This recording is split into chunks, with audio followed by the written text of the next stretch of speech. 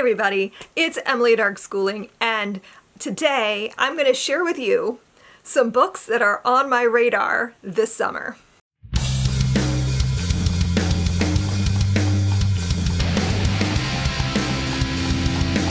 So I'm going to be sharing with you a whole bunch of books that are out this summer that are on my radar. Maybe you would be interested. I don't know. I'm going to be looking up synopses online. Synopses, I don't know, online.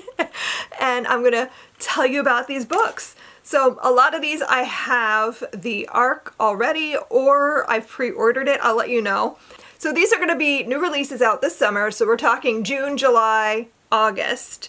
I'm going to save September to go with the fall books because to me September is a fall month. So I've got my glasses on, I've got my laptop ready to go. So let's get started with the books that are out in June. So first up we have on June 3rd. We have several books out that date. So the first one I'm going to tell you about is called 10 Incarnations of Rebellion, and this is the newest from Vaishnavi Patel. You might know Kai Kai is her other book that she has.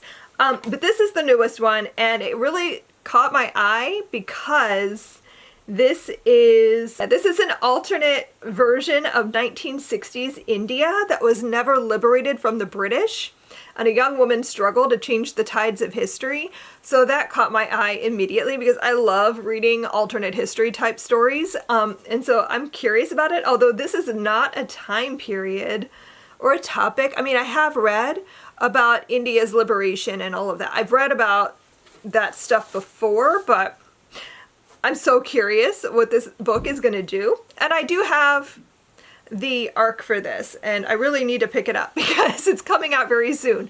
Also out on the 3rd is the newest from Taylor Jenkins Reid, and this one's called Atmosphere: A Love Story. And it caught my eye, one, because it's Taylor Jenkins Reid, and I've enjoyed some of their work before, but this is an epic new novel set against the backdrop of the 1980s space shuttle program about the extraordinary lengths we go to live and love beyond our limits. So, 80s, space. It's an author I've enjoyed in the past. So, I'm very interested in this. It says, Joan Goodwin has been obsessed with the stars for as long as she can remember. Thoughtful and reserved, Joan is content with her life as a professor of physics and astronomy at Rice University and as aunt to her precocious niece, Frances. That is, until she comes across an advertisement seeking the first women scientists to join NASA's space shuttle program. Suddenly, Joan burns to be one of those few people to go to space. I'm not going to read any more of the synopsis than that because that's all I need, but I mean, this sounds excellent. Next one that's out on June 3rd is a YA called Best of All Worlds, and it's by Kenneth Apple. And this one is a survival thriller. It says Xavier Oakes doesn't particularly want to go to the cabin with his dad and his dad's pregnant new wife Nia, but family obligations are family obligations, and it is only for a short time. So he leaves his mom, his brother, and his other friends behind for a week in the woods. Only one morning he wakes up and the house isn't where it was before. It is like it has been lifted and placed somewhere else. When Xavier, his dad, and Nia go explore, they find that they are inside of a dome and trapped. And there is no one else around. Until 3 years later, another family arrives. Say no more. I'm so curious about this book. That sounds so interesting. And I must read it. Okay, another book out on June 3rd is called What Kind of Paradise? And this is by Janelle Brown.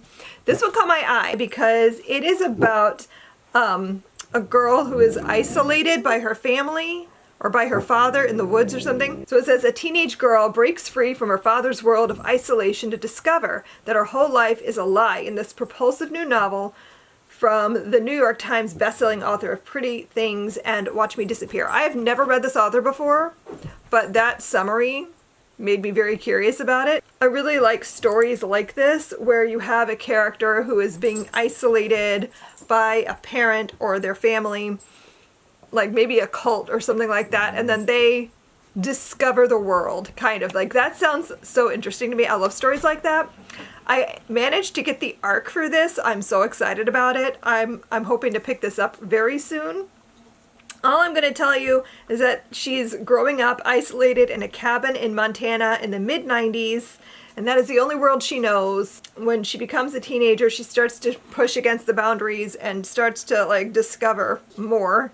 Okay, this next book I stumbled upon today when I was looking up to make sure I had authors and everything right for this list, and I found this book, and I was like, oh my god, are you kidding? I managed to get the ARC for this from NetGalley, and I'm so excited. It's called The Chosen Queen, a novel of the Pendragon prophecy, and it is a feminist take on the King Arthur legends. Yes. And this one, I think, is following Welsh Princess Igraine, who is now married, and I guess, you know, we're going to get the story of King Arthur through her perspective. And this, again, is out on the 3rd, but, like, look at that cover. I saw that and was like, oh my god, what is that? I got very excited. Okay, so then, coming out on June 10th, we have Breadcrumbs, a coming of age in post-Soviet Poland by Kasia Babis. This is a graphic memoir, which always catches my eye. I love reading graphic memoirs. They're some of my favorite kind of memoirs to read. And this one caught my eye because it's historical. It's about Kasia's life experiences, coming of age in the late 80s in Poland, when there's so much change happening in the country around her, and like how that affected her. And yes, I would love to read this. I'm so excited to pick this one up. I work with Penguin Random House, and they send me ARCs and things for children's middle grade. And I received an ARC for On Guard by Cassidy Wasserman. This is out on June 10th. This is a graphic novel, and it is about Grace, who, it says, Grace isn't looking forward to 7th grade. Her best friend Ava dropped her at the end of last year. The dust is still settling from her parents' messy divorce, and things are not going well with Grace and her mom. Mothers and daughters are so close in movies, and that has never been Grace and her mom. So now school and home both feel complicated. In fact, there is not a single place Grace can just relax until she sees the school's fencing club practicing. They look so sure of themselves, so steady, and it may not solve everything, but could this be a place Grace can finally belong and be herself? I think this sounds great. I relate to this synopsis a lot. Like, that was my childhood experience, not fencing, but like having divorced parents, not getting along with your mother, you know, not having like complicated relationships at school. So like, this sounds like a book that I would really like. And that's out on the 10th. And then the other book that's out on the 10th is called A Most Perilous World: The True Story of the Young Abolitionists and Their Crusade Against Slavery. And this is by Christina R. Gaddy. This caught my eye because I love reading like children's nonfiction. This is, I think, middle grade to maybe young adult. It doesn't say, it just says Dutton Books for Young Readers. So I'm gonna say upper middle grade probably. This would tie in well with like Build Your Library levels 5 and 6. It's the author of Flowers in the Gutter, and they tell the story of America's tumultuous years leading up to the Civil War and of the war itself from the viewpoints of 4 children of famous abolitionists, including those of Frederick Douglass and William Lloyd Garrison. Gaddy crafts a surprisingly contemporary coming-of-age narrative supported by meticulous research and featuring dozens of primary documents. Each of these 4 young people, 2 white and 2 black, was strongly committed to the anti-slavery cause, but felt just as keenly a need to make their own names, away from the often overprotective or disapproving shadows of the famous adults in their life. It's a true story of how a torch of resistance is passed and how a new generation makes its mark. So I need to read this. This sounds great. I love stories like this. Coming of age narratives, yes please, but also like nonfiction coming of age narratives about people that probably most of us haven't really read much about. Absolutely. Okay, moving on to June 17th, we have How to Dodge a Cannonball. This is by Dennard Dale. I mean, to be honest, the title is what caught my eye. I have an ARC for this that I got from NetGalley. I saw the name of the book and went, what is that? I want to know more. So this book is set during the Civil War, and I think it's meant to be a satire. Yeah, it says How to Dodge a Cannonball is a razor-sharp satire that dives into the heart of the Civil War, hilariously questioning the essence of the fight, not just for territory, but for the soul of America. So this says it follows Anders, a teenage idealist who enlists and then re-enlists to shape the American future as soon as he figures out what that is, who it includes, and why everyone wants him to die for it. Escaping his violently insane mother is a bonus. Anders finds honor as a proud Union flag twirler until he's captured. Then he tries life as a die-hard Confederate until fate asks him to die hard for the Confederacy at Gettysburg. Barely alive, Anders limps into a black Union regiment in a stolen uniform. While visibly white, he claims to be an octoroon, and they claim to believe him.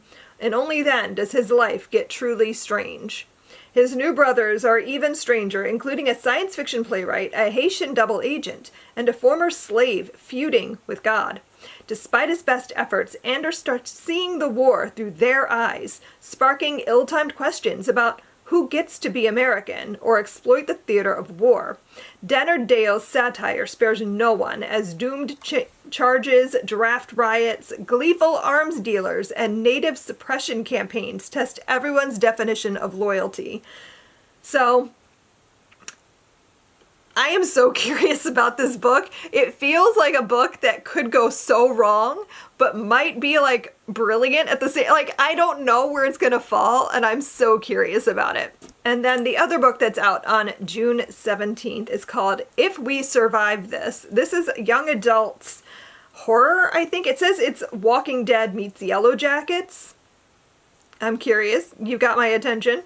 So this sounds like it's like an apocalypse story. We're following teenagers who are just trying to get through it. I don't know what kind of an apocalypse we're facing here, and I don't really want to know too much before I go in, but it does sound like there might be some kind of a zombie situation, especially if they're comparing it to The Walking Dead. That's what I'm gonna guess. It says, yeah, down here it says it's a standout depiction of classic horror tropes bursting with sci-fi zombie gore in a tightly paced novel. And so it just says it's a tense and emotional young adult horror novel from award-winning author Raquel Marie about a teen girl leading a group of survivors on a perilous journey during the apocalypse. I am like always on the fence with books like this because I don't always like zombie stories. I feel like there's not much you can do because they're all kind of the same. And even when they like, we're going to be different, it's still the same. Like I've yet to come across like a fresh take. If you know of one, I'm all ears. I would love to read it, but I'm intrigued. This is not a book I'm going to go out and buy. I'm going to try to get this from my library and give it a chance because I do like the cover a lot, and I keep wanting to try. I keep wanting to like a zombie story. I just haven't yet. Okay, so that's all I have on my list for June. Now let's move to July. I have quite a few in July. Okay, so first up is probably one of my most anticipated of the summer, and that is on the 1st of July. We have Blood in the Water by Tiffany D. Jackson. I am excited because I love Tiffany D. Jackson's writing, and this is her first middle grade. This is about a murder mystery set on Martha's Vineyard. Okay, so this summer, beware of sharks. Brooklyn girl Kaylani McKinnon feels like a fish out of water. She's spending the summer with family friends in their huge house on Martha's Vineyard, and the vibe is definitely snooty. Still, there are beautiful beaches, lots of ice cream, and a town full of fascinating Black history, plus a few kids her age who do seem friendly. Until the shocking death of a popular teenage boy rocks the community to its core. Was it a drowning? Was it a shark attack? Or, the unthinkable, was it murder? that's all like all I really needed was the title and the author. Like I was gonna buy this regardless. I'm so excited about it. I have pre-ordered it. I also have the ARC that I really need to pick up because I've been like dying to read it. So yes, please. Middle grade murder mystery written by Tiffany D. Jackson. Heck yes. Okay, also out on July 1st, we have A Bomb Placed Close to the Heart. This is by Nishant Bashta. I want to say I have the ARC for this. Now I'm not 100% sure, but I'm pretty sure I have the ARC. It says, this is an expansive and poignant novel of love, radical ambition, and intellectual rebirth set at the dawn of World War I. That's the first thing that caught my eye. I always am excited to find books that are historical and not World War II. Like, yes, I love World War II books as much as the next person, but I also want to find other stories and other time periods. And there's just really not a lot of novels about World War I, weirdly. I don't know why that is, but that caught my eye immediately. It says, at a party near Stanford University's campus in 1917, Cora Trent, a graduate student raised in the rugged mining towns of the American West, meets Indra Mukherjee, an Indian revolutionary newly arrived in California. Indra is grieving the recent loss of a friend and unsure of the place violence has in the cause of national liberation, while Cora is seeking a new life that stays true to her aspirations as a writer and an idealist. They spark an instant connection, and their passionate romance deepens as they attend protests alongside anti-colonial dissidents and socialize with eccentric thinkers in Berkeley and Palo Alto. All the while, Indra awaits orders from a mysterious German spy master. So it sounds really interesting. It's a time period I don't know a ton about, and it's following like really interesting character. Like the whole thing sounds so cool. I'm just really curious about it. Okay, the last book that's out on July 1st that I want to tell you about is called Come Knocking, and it's by Mike Bakoven, who you may know from his other novel, Fantastic Land, that I read last year and absolutely loved. So, he has a new book coming out, and I am very curious. So, it just says, when a groundbreaking theatrical experience goes horribly wrong, a deadly night reveals the dark consequences of blurring the lines between performance and reality. So I guess this is set in Los Angeles, and we're following this interactive theater production that took over 6 floors in an abandoned building. So I don't really want to read the synopsis. I'm so invested in just reading this book without knowing a whole lot more than what I've just told you. That's really all I want to know, but like I have strong feelings about that this is going to be a book that I love. I loved Fantastic Land, and I'm hoping this is just as good. So next up is Homecoming by Eleanor Wells. And this is a novella, and it caught my eye because it says it's about a teenage girl who is navigating strained relationships with her mother and brother and grief for the father she barely knew in post-World War II Chicago. So I'm always looking for books that are like the aftermath of an event, because I feel like those are always such interesting stories because people relate to things in such different ways. And so this is about a girl coming of age in 1950 in Chicago and like living with this grief for her father that she hardly even knew, which sounds so interesting. So I'm curious about this. Then The Rebel Girls of Rome. This one, I do have the ARC to read. It caught my eye because the cover, for one, is stunning, but also this is set during World War II, but it's like a dual contemporary historical tale, I think. Yeah, so this is one of those dual historical and contemporary stories. So you're following one character now and you're following another character in a different time. So we're following Lila, a college student looking to understand her grandfather's mysterious past, and Bruna, a queer Jewish woman who joins the resistance during World War II. I was really curious about this one because the World War II part of the story is set in Rome.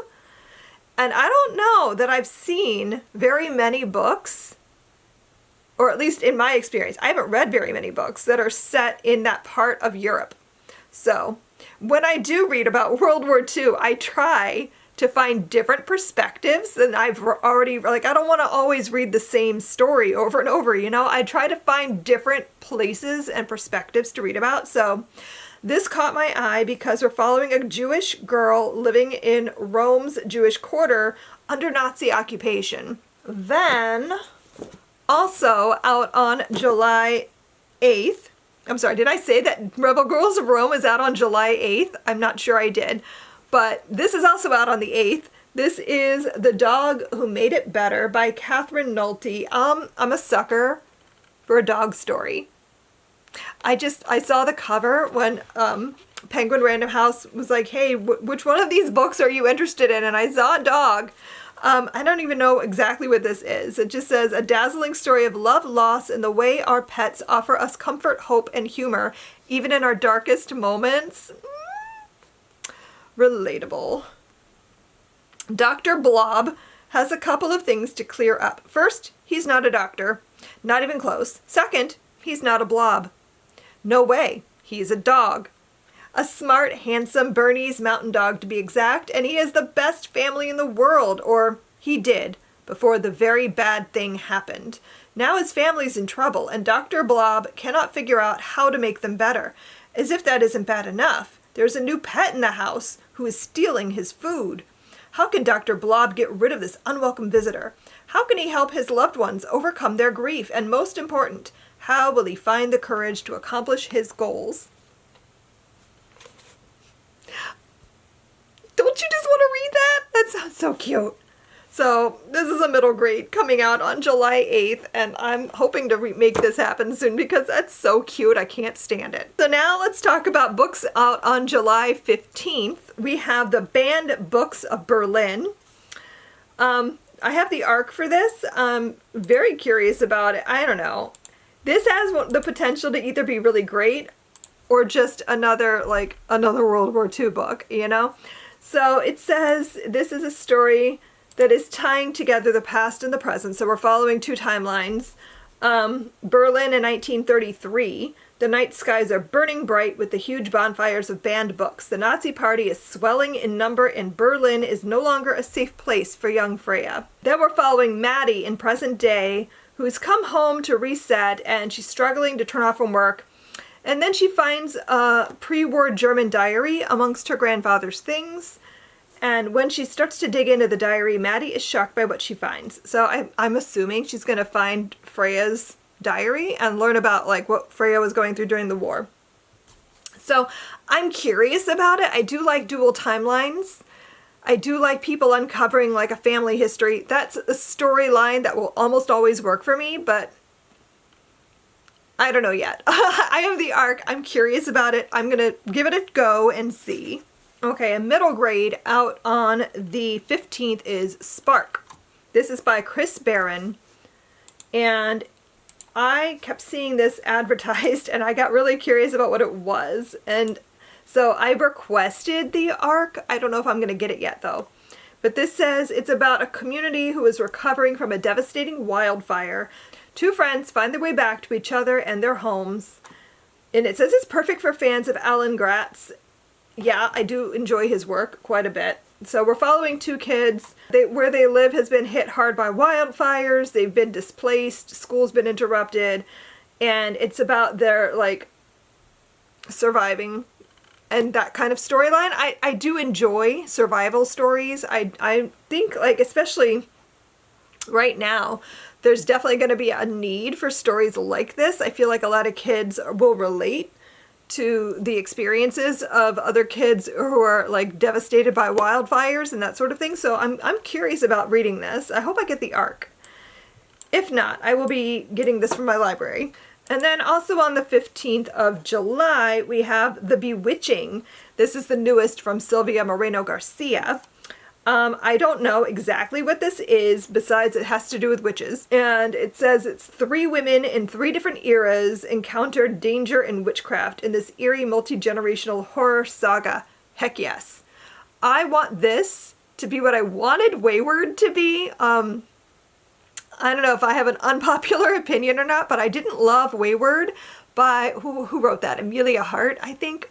I read that when it came out because I thought it was going to be amazing based on the cover, and it was just meh.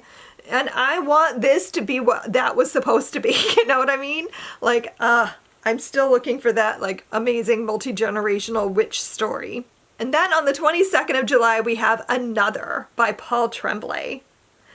And, I'm excited for this one because I love Paul Tremblay's books. He's one of my favorite horror writers, and this is his middle grade debut. Yes, please. It says it's a bone-chilling tale of an unsettling and unbreakable friendship. When Casey Wilson's parents tell him that his friend is coming for a sleepover, he has no idea who that might be. Ever since this Zoom incident, everyone treats him like a pariah, and his tics are worse than ever.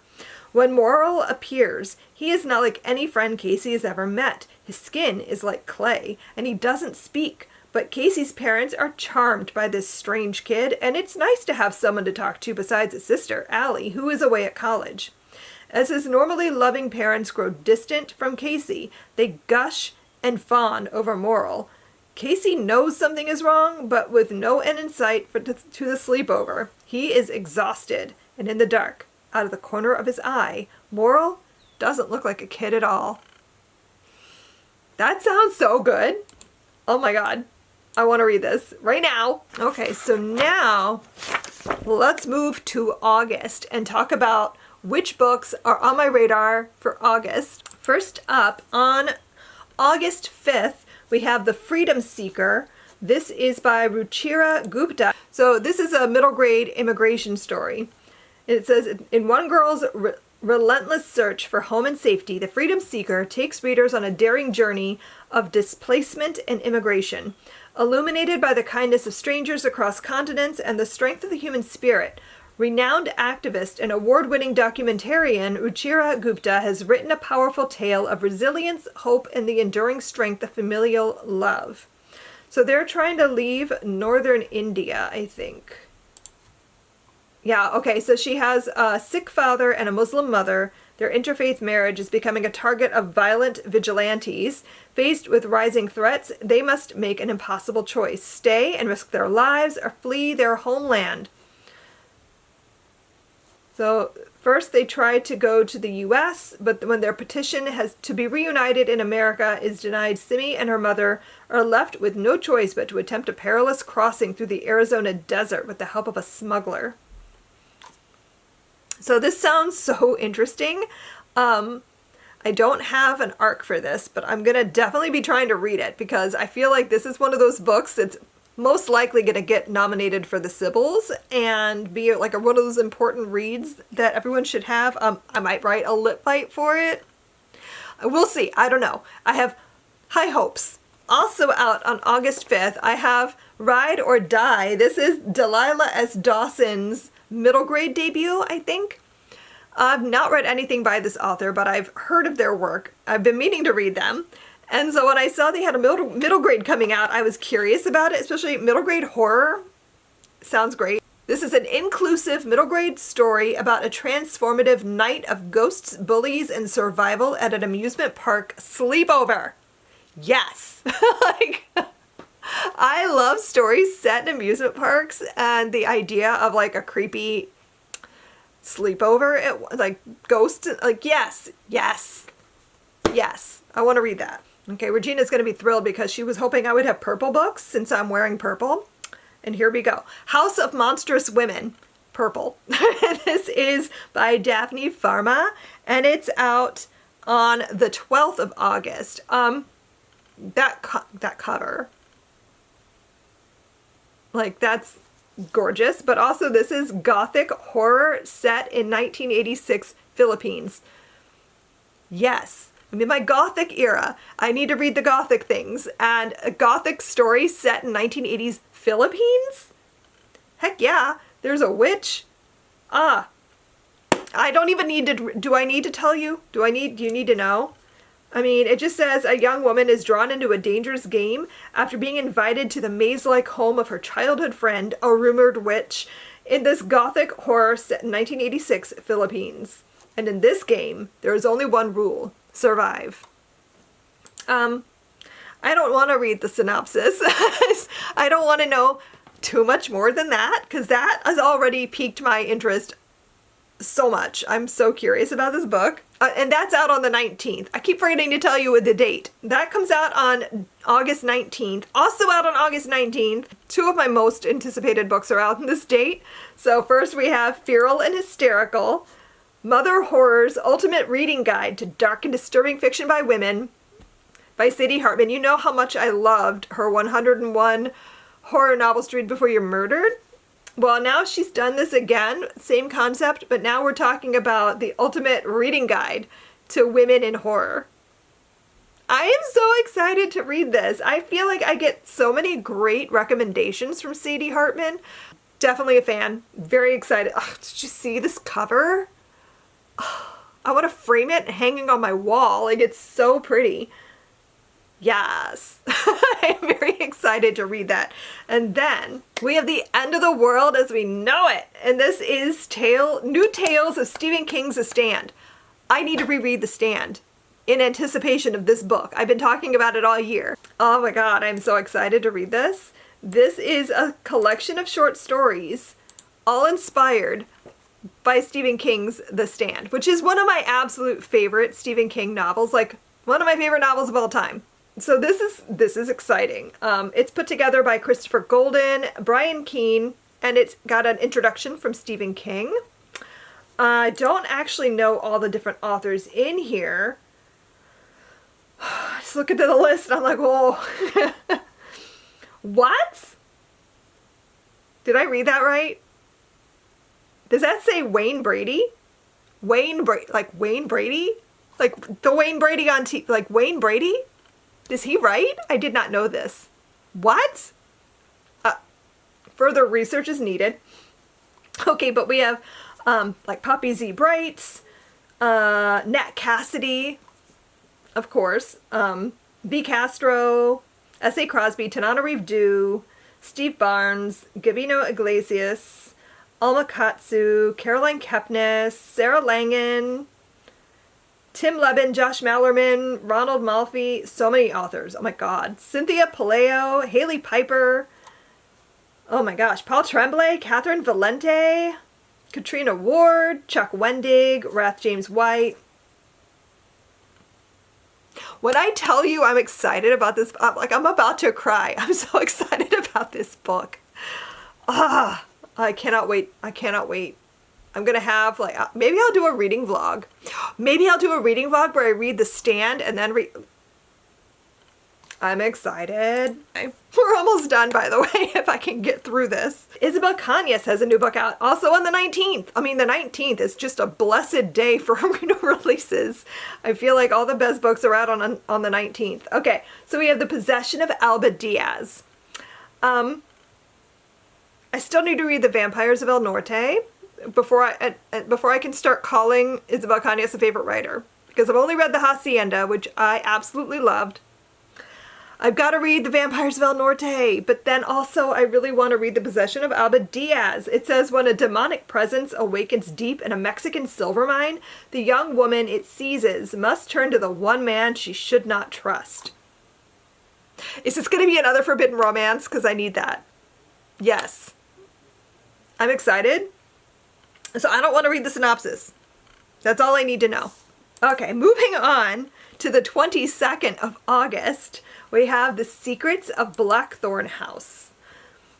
I'm not gonna lie, I saw this cover on NetGalley and almost shrieked because it's so like, look at that. That is my aesthetic, right? Like, if you saw that, you would probably think of me. I don't even want to read the full synopsis here, but all I can tell you is this sounds kind of like Rebecca by Daphne du Maurier.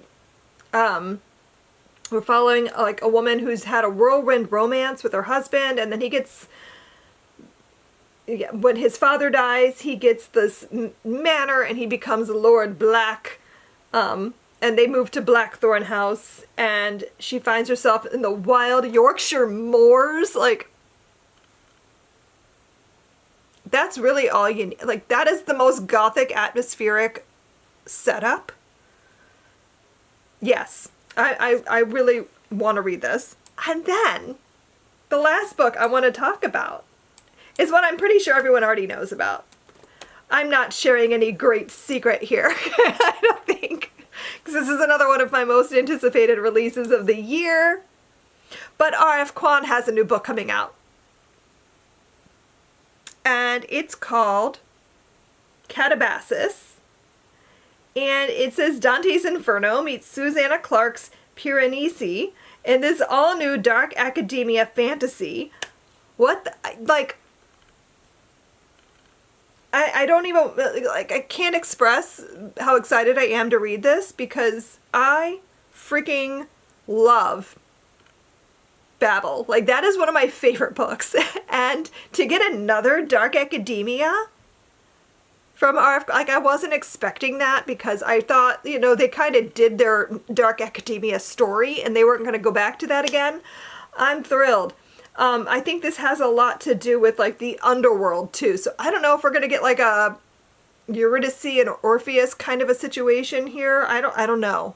I don't know what's going on. I really don't want to. I want to go into this and just, like, experience the ride.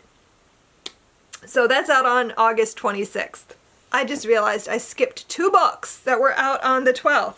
What is wrong with me? So also out on the 12th of August, we have The Lost Women of Science. This is by Melina Girosa Bellows and Katie Hafner. And this is an illustrated middle grade science history book because we're following a bunch of different women who made scientific discoveries of some sort, but were lost to history. So it says, during the Prohibition era, Elizabeth Smith Friedman decoded messages sent by bootleggers, landing many mobsters in jail. Eunice Newton Foote was the first person to demonstrate the greenhouse gas effect in her own home laboratory, no less. But credit for the discovery went to a man. Yvonne Y. Clarke fought for an engineering degree and helped bring moon rocks back to Earth. For far too long, some of the most pivotal pioneers in science have been overlooked because they were women. So this is going to give a bunch of different stories about famous women in science who were overlooked or whose work was taken by a man. So sounds like an exciting read. I'm looking forward to that. And then also out on the 12th is Lucky Day. This is the newest by Chuck Tingle. I've thoroughly enjoyed his, like, mainstream horror books. And his newest sounds just as intriguing, although I have to say, do not love this cover. Like, I immediately went no when I saw it. I just don't like it that much. It's not for me. But I'm willing to overlook it. Because the actual story sounds great. It says, this is the, okay, so this synopsis is so crazy, I just, like, need this book. 4 years ago, an unthinkable disaster occurred in what was later known as the Low Probability Event. 8 million people were killed in a single day, each of them dying in improbable, bizarre ways, strangled by balloon ropes, torn apart by exploding manhole covers, attacked by a chimpanzee wielding a typewriter. A day of freak accidents that proved anything is possible, no matter the odds. Luck is real now, and it's not always good. Vera, a former statistics and probability professor, lost everything that day, and she still struggles to make sense of the unbelievable catastrophe. To her, the LPE proved that the God of Order is dead, and nothing matters anymore. When Special Agent Lane shows up on Vera's doorstep, she learns he's investigating a suspiciously and statistically impossibly lucky casino. He needs her help to prove the casino's success is connected to the deaths of millions, and it is Vera's last chance to make sense of a world that doesn't. Because what's happening in Vegas isn't staying there, and she's the only thing that stands between the world of another deadly improbability. So, like, you had me a chimpanzee wielding a typewriter attacking someone. Like, what? Yes, please. So, those are all the books on my radar that are coming out this summer. If I've talked about anything here that you're excited for, I hope that I've turned you on to something you didn't know about already. Let me know down below in the comments if there are any books that I haven't talked about that you are excited coming out this summer. I would love to hear it. Thanks so much for watching, and I will see you in my next video. Happy reading. Bye.